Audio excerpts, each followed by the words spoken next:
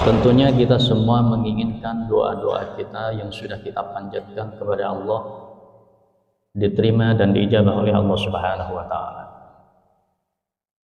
Baik itu doa yang berkaitan dengan hajat-hajat dunia maupun doa yang berkaitan dengan hajat-hajat akhirat. Hajat dunia, rizki, kesehatan, keluarga yang sakinah, keturunan yang soleh dan solehah, dimudahkan semua urusan-urusannya.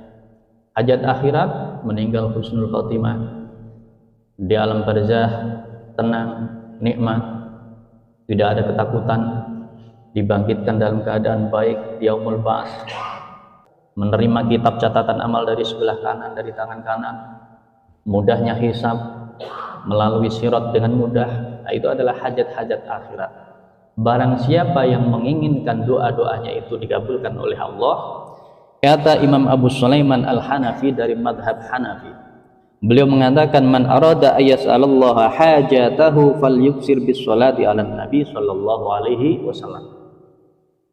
Barang siapa yang mempunyai keinginan hajat-hajat, maka sebaiknya dia itu memperbanyak membaca salawat kepada Rasulullah sallallahu alaihi wasallam. Falyuksir bis salati ala nabi, perbanyak membaca salawat sebanyak-banyaknya. Summa yas'alullaha hajatahu, kemudian setelah membaca sholawat yang banyak baru berdoa minta kepada Allah. Wal yahtim bis sholati ala nabi sallallahu alaihi wasallam, setelah berdoa ditutup pula dengan membaca sholawat. Fa innallaha yaqbalus sholataini, karena sesungguhnya Allah Subhanahu wa taala itu akan menerima dua sholawat, sholawat pembuka dan sholawat penutup.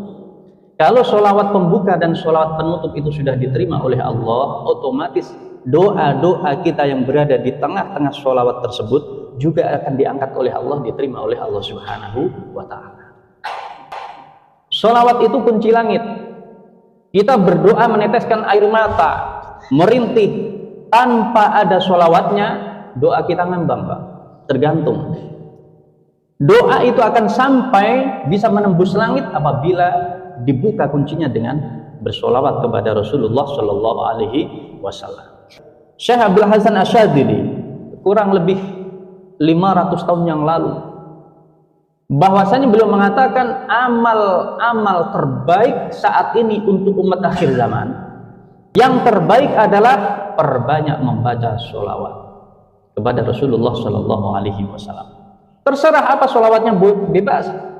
Allahumma sholli ala sayyidina Muhammad wa ala ali sayyidina Muhammad boleh, sallallahu ala Muhammad boleh, sholawat fatih boleh, sholawat syifa boleh, macam-macam sholawat itu karya para alim ulama, para salaf kita banyak sekali.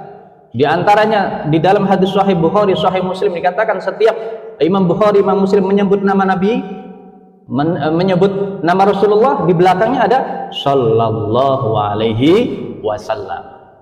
Itu sholawat tambahan dari Imam Muslim dan Bukhari, serta para ulama juga menambahkan sholawat itu. Terserah apapun sholawatnya, perbanyak. Itu adalah amal terbaik di akhir zaman, yang di situ akan bisa menghapuskan dosa-dosa kita dan akan bisa mengejar amal-amal kebaikan yang tertinggal. Kita nggak bisa beramal baik sebagaimana para salaf kita, pendahulu kita, ulama-ulama terdahulu. Mereka amal ibadahnya begitu luar biasa. Tahajudnya, bacaan Al-Qur'annya, sedekahnya, kita nggak mampu mengejar, nggak mampu.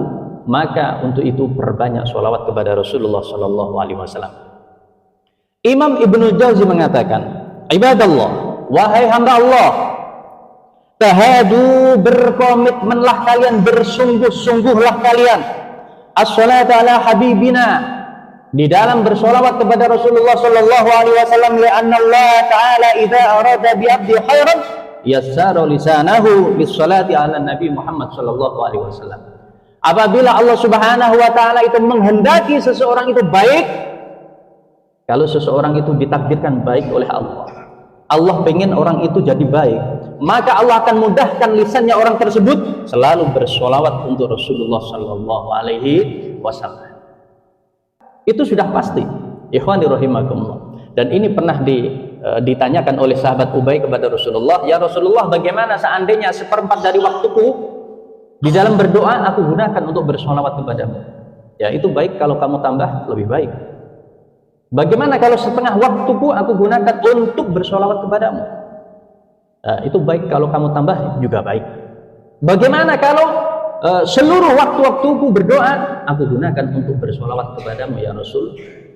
Kata Rasulullah, idzan tufahamuka wa yughfaru laka dzambuka. Kalau begitu, kalau kamu seperti itu, maka dosa-dosamu akan diampuni oleh Allah, dan apa yang kamu inginkan, hajat-hajatmu itu akan dipenuhi oleh Allah Subhanahu wa taala. Hadis riwayat Imam Tirmidzi. Di dalam riwayat Imam Ahmad, idzan yakfiyakallahu ma ahammaka min dunyaka wa akhiratika. Kalau kamu bisa seperti itu, mengisi waktu-waktu berdoa itu dengan bersolawat kepada Rasulullah sallallahu alaihi wasallam, ini hadis Imam Ahmad, maka Allah akan cukupkan kebutuhan-kebutuhanmu masalah dunia, dan Allah akan cukupi kebutuhan-kebutuhanmu urusan akhirat. Dunia akhirat bisa di-cover dengan banyak-banyak bersolawat. Kalau orang itu suka bersolawat, insya Allah dia akhlaknya itu akan menjadi baik. Yang tadinya dia itu berandalan, penjahat, kok sudah mulai senang dengan solawat, kok sudah mulai senang mendengarkan solawat, dia akan terkena nur cahayanya Rasulullah Shallallahu Alaihi Wasallam. Otomatis dia akan menjadi orang yang baik ke depannya. Amin ya rabbal alamin.